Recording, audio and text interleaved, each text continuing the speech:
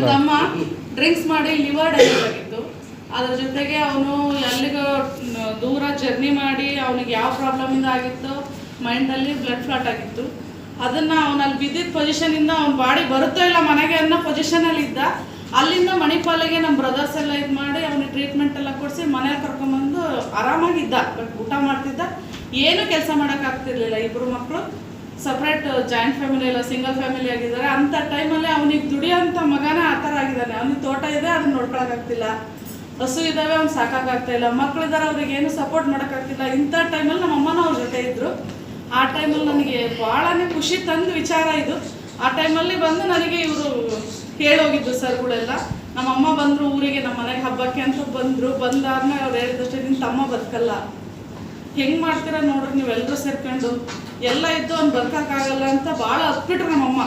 ನನಗೆ ಭಾಳ ನೋವಾಗ್ಬಿಡ್ತಾವ. ಆ ತಕ್ಷಣ ನಾನು ಹಬ್ಬದ ಎಲ್ಲ ಕೆಲಸ ಬಿಟ್ಟು ಶರೀಫ್ ಸರಿಗೆ ಫೋನ್ ಮಾಡಿದೆ. ಸರ್ ನೀವೇನು ಮಾಡ್ತೀರಾ ಗೊತ್ತಿಲ್ಲ, ನನ್ನ ತಮ್ಮಗೆ ಅದು ಬೆಡ್ ತಗೊಂಡೋಗಿ ಕೊಡಿ ಅಂತ ಹೇಳಿದೆ. 6 ದಿನ ಸರ್ ರಿಸಲ್ಟ್ ಕೊಟ್ಟಿದ್ದು. 6 ದಿನ ಮೊಬೈಲ್ ಇಟ್ಕೊಳಕ್ಕಾಗ್ತಿರ್ಲಿಲ್ಲ. ಆ ಮೆಡಿಷನ್, ಮಣಿಪಾಲ್ ಮೆಡಿಷನ್ ನುಂಗಿರೋದ್ರಿಂದ ಅವ್ನ ಲಿವರು ಚೆನ್ನಾಗಾಗ್ತಾ ಇದೆ, ಮೈಂಡು ಚೆನ್ನಾಗಾಗ್ತಾ ಇದೆ. ಬಟ್ ಕಿಡ್ನಿ ಪ್ರಾಬ್ಲಮ್ ಸ್ಟಾರ್ಟ್ ಆಗಿದೆ. ಮೆಡಿಷನ್ ಜಾಸ್ತಿ ತಗೊಂಡು ನೀರು ಜಾಸ್ತಿ ಕುಡಿಬೇಡ್ರಿ ಅಂತ ಡಯಾಲಿಸಿಸ್ಗೆ ಬರ್ತಾ ಇದ್ದ. ಆ ಟೈಮಲ್ಲಿ ನೀರು ಜಾಸ್ತಿ ಕುಡಿಬೇಡ್ರಿ ಅಂದಿದ್ದಕ್ಕೆ ಅವನಿಗೆ ಪೈಲ್ಸ್ ಸ್ಟಾರ್ಟ್ ಆಗಿದೆ.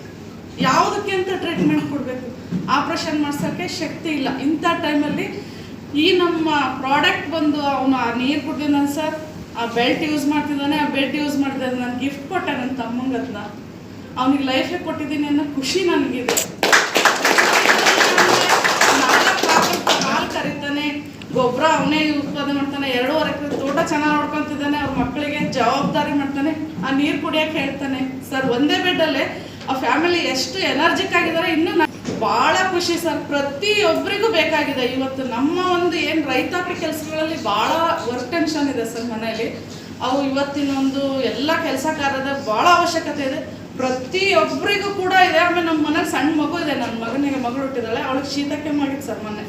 ಅವಳಿಗೆ ಅದು ಹೊಟ್ಟೆ ಬೆಲ್ಟ್ ಹಾಕಿದ್ದೆ ನಾನು, ಸ್ವಲ್ಪ ಗೊರ ಮಾಡ್ತಿದ್ದಾಳೆ ಅಂತ. 5 ತಿಂಗಳು ಪಾಪು ಸರ್, 6 ತಿಂಗಳಾಯಿತು.